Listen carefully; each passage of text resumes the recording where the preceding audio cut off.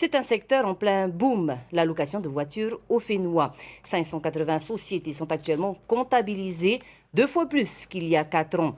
La conséquence d'un besoin accru de mobilité des Polynésiens, mais pas seulement. Les bons indicateurs de la fréquentation touristique et les difficultés d'accès au crédit automobile font les beaux jours des loueurs.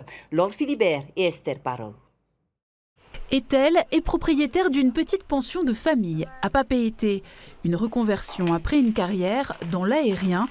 Et c'est à la demande de ses clients qu'elle se lance dans la location de véhicules. J'ai ouvert ma pension de famille en avril 2019 et suite à des commentaires clients qui demandaient à justement avoir un véhicule lorsqu'ils étaient dans ma pension de famille. J'ai commencé la location de voiture avec 2 véhicules. Aujourd'hui, j'ai un pack de 35 voitures. J'ai vraiment un public complètement varié, un public à la recherche d'emploi, un public qui est salarié, fonctionnaire pour certains. Donc j'ai vraiment des personnes complètement différentes, avec des moyens différents. Je suis certaine que le pouvoir d'achat joue beaucoup. C'est vrai qu'en discutant, il en est ressorti qu'ils avaient certaines difficultés à accéder au crédit bancaire. Tu payes le loyer, tu payes les charges mensuelles, mais à la fin du mois, tu n'as pas grand-chose. Et c'est pour ça qu'ils se sont retournés vers la location de voiture.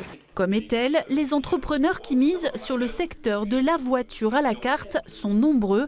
En 4 ans, ce sont 2 fois plus de sociétés qui sont enregistrées. Un boom jamais observé avant au Fénois. Aujourd'hui, on est à près de 600 agences de location qui exercent en Polynésie française. Ça peut être de toutes petites agences avec 1 ou 2 véhicules, comme des agences qui ont des centaines de véhicules. Donc effectivement, on note qu'en Polynésie française, à la fois tant pour les besoins des touristes, puisque beaucoup de touristes utilisent les locations de véhicules, mais également la clientèle locale utilise de plus en plus ces solutions. Il y a 40 ans, cette société implantée au centre de la capitale a été la première à se lancer sur le marché. Elle a su se démarquer pour résister à la concurrence. On va offrir des services plus, des choses auxquelles le client ne s'attend pas. Par exemple, pour la clientèle touristique, on va être dans de l'expérience. On a quand même des contrôles techniques tous les 6 mois. On voit aussi que le pays, avec le service de transport, n'arrive pas toujours à suivre le flux de ce volume de contrôles techniques à suivre.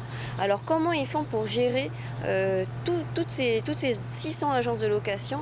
Voilà, on s'interroge. La location entre particuliers prend également de l'ampleur grâce à des sites dédiés, une pratique répandue mais proscrite. La location de véhicules ne peut pas se faire en dehors du cadre réglementaire et donc tous ceux qui auraient des projets de location de véhicules doivent être déclarés auprès de la direction des transports terrestres. On invite tous les porteurs de projets à venir se rapprocher de nous pour qu'on puisse les informer sur les risques. C'est énormément de responsabilités, comme je le disais.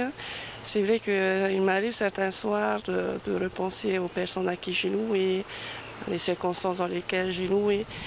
Et donc, il m'arrive de faire des nuits blanches et je veux vraiment qu'on comprenne que lorsqu'on se lance dans la location de voiture, il faut être prêt, il faut être armé. C'est beaucoup de travail, c'est un long chemin et il n'est pas terminé. Si l'on en croit les professionnels du secteur, la demande n'en finit pas de croître. Le macaron orange a encore de beaux jours devant lui.